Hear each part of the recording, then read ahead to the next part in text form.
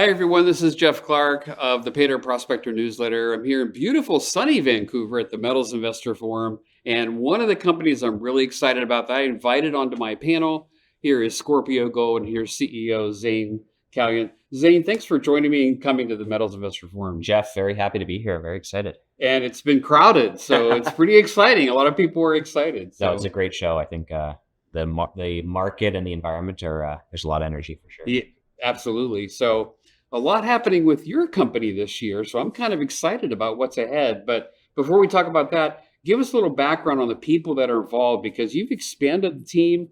The team is top rate looking at this project. And I'm pretty excited about what they might find this year.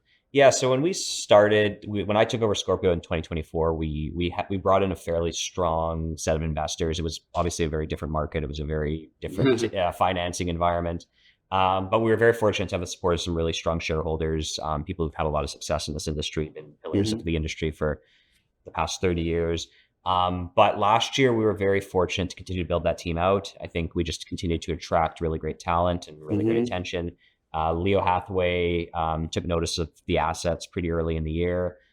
Very fortunate that he had a successful exit with Lumina Gold, and on the back of that, turned his attention to Scorpio and joined the team more formally in the summer. And that kind of snowballed into, at the same time, we were cleaning up the company and cleaning up, kind of selling off I'll call it a drag on the balance sheet, the old Mineral Ridge asset. And really putting the company in a really great position. We brought Ross and Eric in for an $8 million placement in September of last year. And that, combined with putting out the resource, combined with putting out our initial drill results from the first holes last year, all of that collectively just put us in a really great spot. So you mean Ross Beatty and Eric Sprott, just to be clear to everybody? Correct. Yeah, sorry. Ross Beatty and Eric Sprott. We did a $8 million private placement at 25 cents, no warrant. With that no warrant. Yeah, no warrant. Yeah, that's great. But it's great to have them as cornerstone investors. For sure. Yeah. I think having their support really helps with validation of what we're trying to do and the vision that we see. I think we're not trying to chase a 1 million ounce deposit. We're trying to chase something much bigger here. And multi-million ounce deposit. That's our goal. So you got rid of Mineral Ridge. That's gone. Yeah. Now you're focused on one project. So tell us where you're at right now with that project, and then let's talk about the upcoming drilling that you're going to be doing. Yeah. So ending the year on a really strong cash position. We set out with a 50,000 meter program, and I call it 12-month program, or 50,000 meters over 12 months. We start that kind of September 1. So September 1 through to August 30th of this year. Our goal is to execute at 50,000 meters of diamond drilling. That's a lot of drilling. Yeah. So we have 3 drills out in the field right now. It's very hectic times, but I think the best part of that is in this market at this time, with the amount of interest and attention there is on gold, being able to deliver consistent results to the market, showing catalysts, showing that we're adding ounces.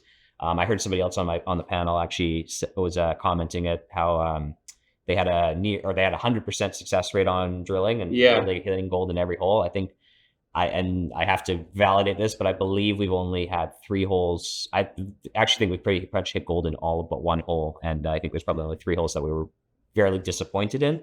But at all of our drilling, we've drilled 47 holes over the last 12 months. And I think we're pretty happy with the results thus far. Wow. So you're going to have a lot of holes drilled here by the end of by September. By September, we'll be good. Yeah, we'll have a lot to go. And you're going to have continual news flow all year long. Yeah. So any of which could be a catalyst for the stock. Exactly. Yeah. And I think we've seen the stock move really strongly in the past week, especially the past 2 days. I'm hoping we'll continue to see that movement, continue to deliver results to the market.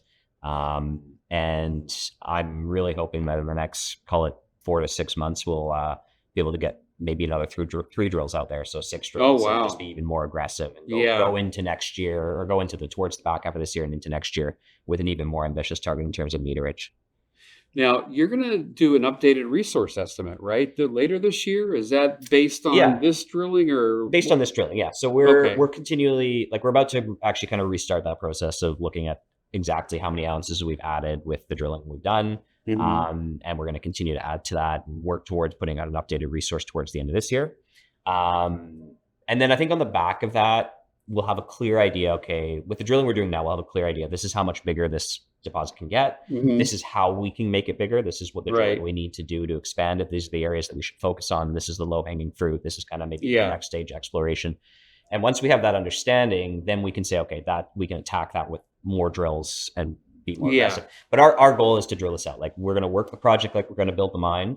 But at the same time, we're not rushing to do a PEA. We're not rushing to do a PFS. We want to build a very large You want to deposit. find out how big it is. Exactly. Because if you do a PEA at 2 million ounces and then all of a sudden you find another 2 million ounces, you're going to just be redoing that PEA, and the price, the way that gold moves today, you might be doing it at another $1,000 an ounce on gold too. Yeah, that resource estimate, you already have one there, but so this is really going to be an updated one. Exactly. Right? We have a baseline, and we're going to continue to add to it. There's potentially some exciting things we're doing with trying to extract some maybe value out of our mill, because we do have a 400 ton per day permitted mill. We do not want to get distracted by any means with small scale production, but there may be some more creative opportunities there. So okay. That could be coming in the future. Yeah. So, yeah. And then your cash level. We have plenty of cash to do all this year, don't you? We have lots of cash, but I'll be honest, we are burning a lot of cash too, right? Having 3 drills in the field is very capital intensive, but we're fully financed to execute on our plan till toward the end of the year, till October, November of this year.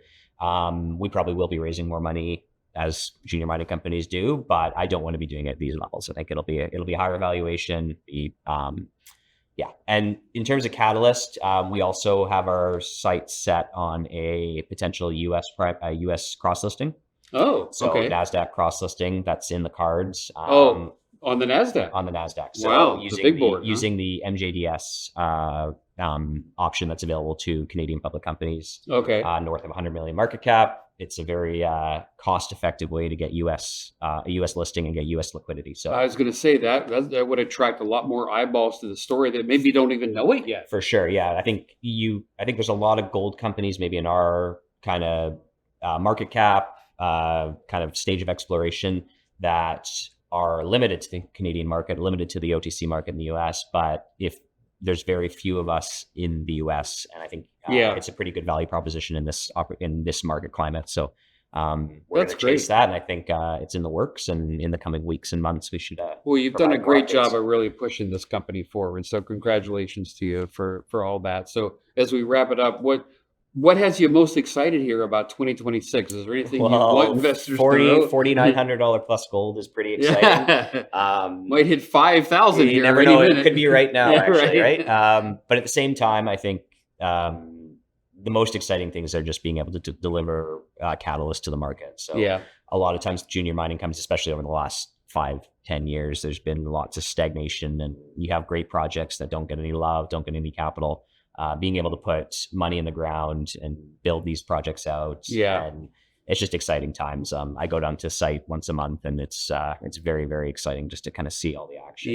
Everything happening. And maybe a site tour here one of these days. Yeah, for sure. Well, there's lots of stuff to see in Nevada right now, right? Like, I think Tonopah used to be 2 years ago was very sleepy, but it's the hotels are full. Certainly come alive, mining's back, so it's good. Right, very good. Well, there you go. It's a stock that I'm overweight. It has moved a lot, but you can tell by all the activity that's coming up here in 2026, this could be a big year for Scorpio Gold. I hope you'll check it out. Thanks, everyone, for watching here at the Metals Investor Forum.